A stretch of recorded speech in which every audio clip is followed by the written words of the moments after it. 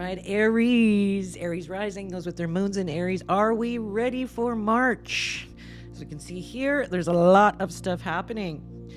Let's start, Aries, with the fact that your relationships have been changing, haven't they? And it's because Venus is in retrograde until April 12th. From March 1st till April 12th, Venus has gone backwards, so to speak. Not for real, but it's an illusion. Anyways, retrogrades are a time where we go within, things a little bit slowed down, and Venus is the planet of love and money. So there is looking at our finances, as an Aries person, and also our relationships. This is almost like a cosmic love reset for you, Aries, because the Venus retrograde is in Aries, your sign. So get ready, there is karmic relationship lessons. So old patterns from the past in your relationships are coming up, and you're revisiting your past financial choices and your past romantic choices, Aries, and making better decisions when it comes to that, okay? So that looks good. And because we have some Pisces energy in the stars, a bunch of planets are in Pisces, and Pisces very dreamy and very intuitive. And I think that for a lot of us old lovers or old relationship trauma that we've endured will come to the surface to be dealt with. And that's what happens during retrograde periods. Is it's a time to reflect. It's those words, right? Review, reflect, revise, that kind of vibe. So it isn't a good day or a good time to get married. I wouldn't during a Venus retrograde. So hopefully that's going. It's not going to be the death of the relationship or anything. It's just astrology, but definitely there's something to be said about doing things in the right timing. And I wouldn't start brand new relationships starting March 1st till April 12th while Venus is in retrograde, because you're probably going to have to revisit that later. So basically this Venus for you, this retrograde for you, Aries, is what are you holding on to that no longer serves you? Okay, and now it's time to let that go. Okay, so that looks good. Focus on healing, focus on closure, focus on realigning your desires, your soul's desires. Because by the end of this retrograde, Aries, you will have a clear vision of what exactly it is that fulfills you. So that looks good indeed. Comment below, Aries, too. Have you been feeling past love energy creeping back in lately in some way? I'm really curious to know. Comment below. Okay, so we had that. Venus is in retrograde. Now, what's the next thing? Okay, so the next thing I wanted to talk about is Mercury is also going in retrograde on March 16th, and that's also in Aries. So Aries, you're really going to feel this sort of reflection. This month of March is a lot of really searching inward, going inward, looking within, and dealing with things like that. I know, Aries, you're a go. You want to go, you want to move, you want action. But retrogrades are a time of non-action. It's more of a reflection period, okay? So I just wanted, to let you know that. And both Mercury and Venus are in your first house of the self. I would say be careful about getting in March any cosmetic surgery.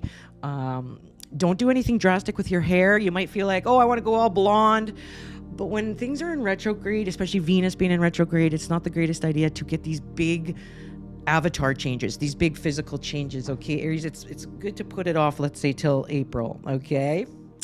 After April 12th, you'll be good to go when it comes to stuff like that. I just want to put that out there, Aries, okay? So that's cool. Now, what's the next thing? Oh, and by the way, in Mercury retrograde, because it's an Aries, Aries gets a little, and Mercury runs the mind, and Aries gets headaches. You got to watch for mental stability, right? Relax, get your sleep, do some yoga or something to ground all that fiery stuff going on, especially up here, the swelling, the inflammation. You really want to focus on maybe the diet, what's going in your mouth, to help an anti-inflammatory diet, for example, something like that, Aries, to help you with all this heat and stuff that's going on and all this inner reflection, and you're like, right? So something to be said about that. Okay, and then we also have Mars just went direct again. Thank the Lord, because I don't really like when personally, Mars in retrograde was also in retrograde. It's just like annoying because Mars wants to go, go, go. And you're run by Mars, so you'll be happy. Finally, it feels like things are moving in your life in some way. At least some stuff's happening, and so Mars is direct in Cancer until April 12th. That is in your 4th house of home and family. Okay, now Mars doesn't like being in Cancer that much, so I could imagine that stuff in your house, people are moody in your house, but there could be some opportunities for real estate development or learning about real estate, buying and selling real estate, home, ancestral stuff, property, things like that could be going on in the background too, until April 19th. Okay, Aries, so I just want to let you know that. Next, we get March 14th. Oh my gosh. Okay, March is eclipse season. I should have probably opened with that, Aries. But here we've got this full moon lunar eclipse. Oh my gosh. And it's in Virgo. So this is when things start to get a little wonky in the world, okay? March 14th, full moon lunar eclipse.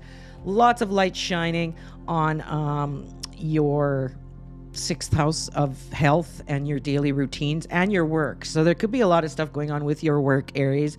How do you want to do your day-to-day life now? Like, let's pretend you own your own business like me and you're doing stuff on, you might be changing your business in a way that feels more aligned, more easier. You might be fixing the structures of your life, of your daily routine, of your health, right? And really focusing on bringing that up and your love life health, your physical health, your business health, your financial health. So that's a lot going on for you, Aries, for sure. And Virgo likes to be of service to others. So I always say, for good karma, be of service to others, Aries, and you can't go wrong. All right. So that should be all right. I know that week of the full moon, March 14th, we're seeing a lot of fast money changes in the stock market. It's a storm moon. Full moons are when we're at the lowest of the peak in crypto. And I don't know, it's going to be like, everybody's going to be very emotionally charged. So I will stay away from betting and from my stock market stuff there for a little bit. I think I'm just going to let things settle before I make any emotional rash decisions, Aries. And I would suggest you do the same, okay, for that full moon week, March 14th it starts, okay? So yeah, 6th house for you in health and your coworkers and how you do life. And for some, it could be stuff about your pets or your farm animals. Just putting it out there too, 6th house. Okay, and then finally we get the March 29th, the new moon solar eclipse in your sign, Aries. I'm telling you, March is a big month for you. You've been going through a lot already, Aries, but just wait. You are preparing for the future. Like, this is like a new chapter. March is very much about a new chapter for you, so make sure you plan it well. We get this new moon, new beginnings, solar eclipse, very strong. It's going to last for like 6 months or whatever. Like, it's not just that day, March 29th. It goes on and on. But this is an Aries in your sign, another 1st house of the self. New beginnings in your identity, Aries. New beginnings in your relationship, even a new body in some ways, are just something very, very new with you, Aries. So this is a really good fresh start for you, and just in time for your birthday, right? March 20th or 21st, whatever, Aries season begins. Okay, and then you'll start feeling a little stronger. You've been through a lot, Aries, right? There's been a lot of energy. And so right now, though, the beginning until March 20th, you are a lot in your 12th house of retreat, reflection, 12th house of spirituality, and a little bit about looking at your investments for the future too. The 12th house often holds our investments in there too. So I think you're just looking for the future. What's happening to me in the future? How can I plan for that? What makes me feel good? What makes me feel happy? And it's kind of like Aries, it's all about you in a way too. There's a lot of about me energy, okay? So keep that in mind. All right, let's pull some cards for you, Aries, for March. We'll take from our deck the Power of 8 Chakra Lenormand. And it comes as a set with the Power of 8 Oracle as well. So let's just pull a few cards here from everything. Let's just do, and I'm going to use some tarot cards too. I didn't make the tarot cards though. But we will be using a little bit of that too. We'll give you a little bit of a card reading. See, we do have movement for you. Look at that ship. My ship has come in, Aries. It's time for you to make some business changes, some literal moving. Some of you are actually moving houses, real estate, that kind of stuff, and planning for the future with the ship movement. And then we do have the sun, which brings success. 3 + 1 = 4, the number of security and planning and law and order, and being an emperor in your life, being a planner, strategizing. So there's lots of strategizing about business and about your home life and just moving into a better, sunnier direction. For some of you, this can mean travel too. Maybe some of you are going on a foreign trip, although I don't see much travel sort of numbers in your zodiac, but it could mean you are going on a metaphorical trip, right? Exploring your inner self. And for some, it could mean the movement, moving houses, real estate, because there's quite a bit of real estate stuff in your charts too. So it could be that. But anyways, it's good movement for the future. I do see a lot of orange, which is you can't see it in the screen, but underneath this yellow one in your reproductive area is the orange sacral chakra for fun, passion in life, having that passion and joie de vivre again, Aries. So that looks cool. Let's pull one pink card here from the Power of 8 Chakra Oracle and see the truth frees me. Check it out. Wait, I gotta get another sun card too. Look, another sun. But the truth talking, speaking your truth, really not lying to yourself either, right? The truth frees me. So that is cool for your new identity and, your new travel journey here. Okay, Aries. Now, let me just organize myself here. I'm going to organize myself and get you going on the tarot card as well, Aries. Okay, what am I using today? Oh, this is called the Learning Tarot. I think I got on Etsy or somewhere online. This is really cool because it's got all the things in one card. I'll show you what I mean. I only need to pull one card for you, Aries, and you'll see exactly what I mean here. All right, here we go. Shuffling it up for Aries in March. What can we know? Aries in March. And I don't pull reverse. I just pull them upright. And so here we get a yes card, the star card. It's a major arcana card run by Aquarius. When you wish upon a star. And this is your hopes, wishes, and dreams for this new identity, this new journey that you're on. And yes, it's been difficult to look at yourself, Aries. Look at the things. And so here we've got recognition, inspiration for the future. Inspiration surrounds me. Creativity, feeling a sense of serenity again, and spirituality and healing for yourself, healing in the relationships, the finances, the place where you live, your relationships. This is a whole fresh new start, hope and healing. 1 + 7, the 17, 1 + 7 = 8. Very spiritual number. Our cards are called the Power of 8 for a reason. Very spiritual number, very karmic number. This is your time, Aries, a very special time in your life. So have faith, get rejuvenated while you can in the 12th house.